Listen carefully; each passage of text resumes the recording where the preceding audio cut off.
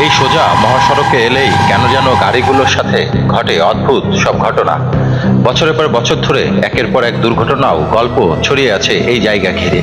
অথচ রাস্তার একেবারে সোজা, চোখের সামনে পরিষ্কার, যেখানে বড় কোনো ঝুঁকি থাকার কথা নয়, তবুও যেন অদৃশ্য কোনো শঙ্কা লুকিয়ে থাকে এখানে। তাই নিয়মিত দুর্ঘটনার আশঙ্কায় সড়ক বিভাগ বসিয়েছে সাবধানতার সাইনবোর্ড। মাগুরা থেকে যশোর যাওয়ার পথে কাটাখালী বাজার থেকে প্রায় 2 কিলোমিটার দূরে এই রহস্যময় সড়ক অংশ। স্থানীয়দের দাবি, দিনের বেলাতেও এখানে অনেক সময় অস্বাভাবিক কিছু ঘটতে দেখা যায়। হঠাৎ গাড়ির নিয়ন্ত্রণ হারায়, কেউ কেউ আবার বলেন সামনে কিছু দেখা যায়, আবার মুহূর্তেই মিলিয়ে যায়।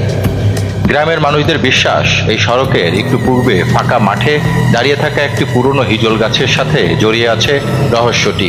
তাদের ভাষায় গাছটিতে নাকি বহু অশরীরী আস্তানা, আর মাঝে মাঝে সেই অদৃশ্য উপস্থিতি গাছ আর সড়কের মাঝ দিয়ে চলাচল করে। তাই হয়তো এই জায়গাতেই ঘটে যায় অস্বাভাবিক সব ঘটনা। তবে এসবের কোনো বৈজ্ঞানিক প্রমাণ নেই। তবু স্থানীয়দের অনেকেই মনে করেন 4টি সতর্কবার্তা সাইনবোর্ড ঘেরা এই সড়কের অংশে যেন অদৃশ্য কোনো রহস্য এখনো ভর করে আছে।